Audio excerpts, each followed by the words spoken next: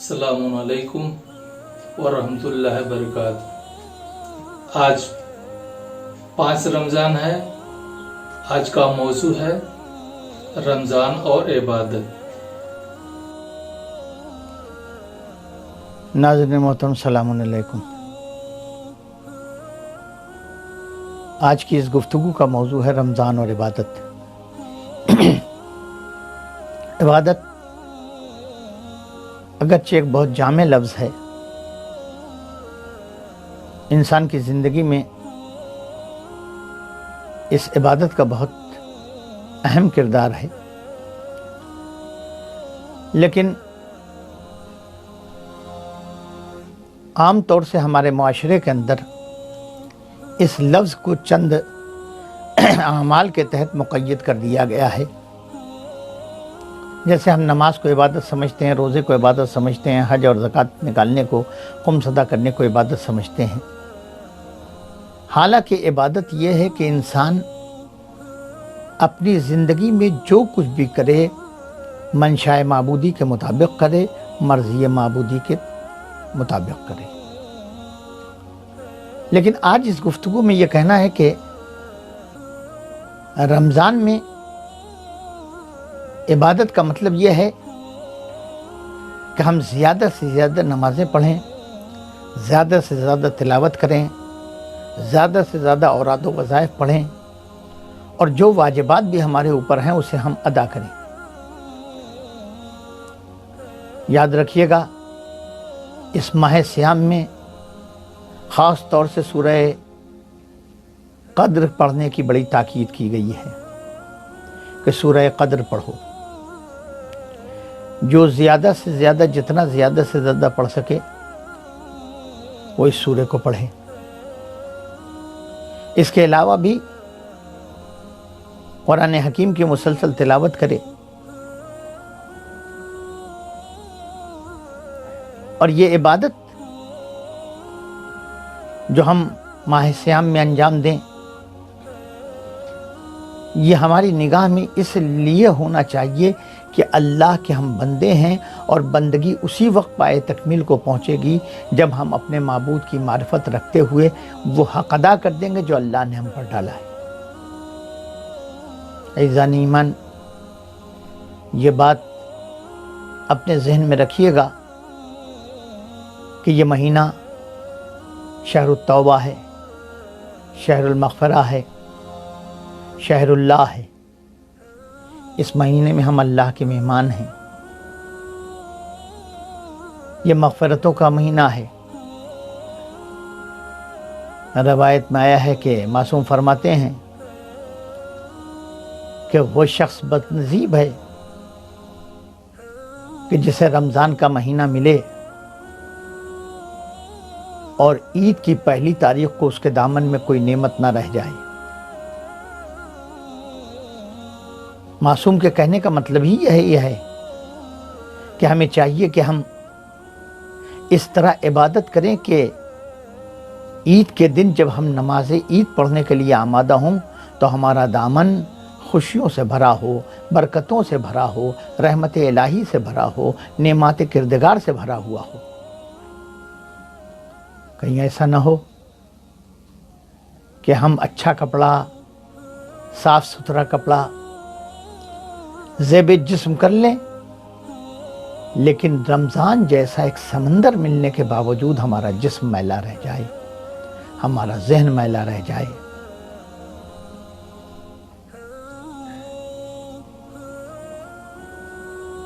اگر ہم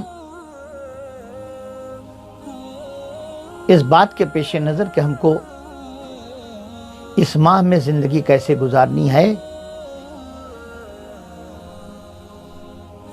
اگر ہم رمضان میں اپنے آپ کو اعمال کا پابند بنا لیں تو انشاءاللہ بقیہ مہینے بھی ہمارے کامیاب اور کامران گزر جائیں گے۔ وآخر دعوانا خدا حافظ۔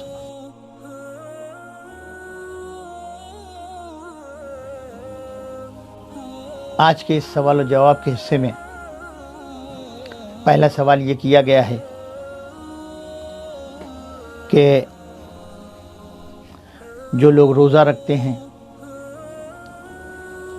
دیگر اعمال حسنہ انجام دیتے ہیں، یہاں تک کہ نماز شب بھی پڑھتے ہیں، لوگوں کو سمجھاتے بھی ہیں اور نیک اعمال کی طرف دعوت دیتے ہیں، مگر انہیں کوئی فائدہ نہیں ہوتا،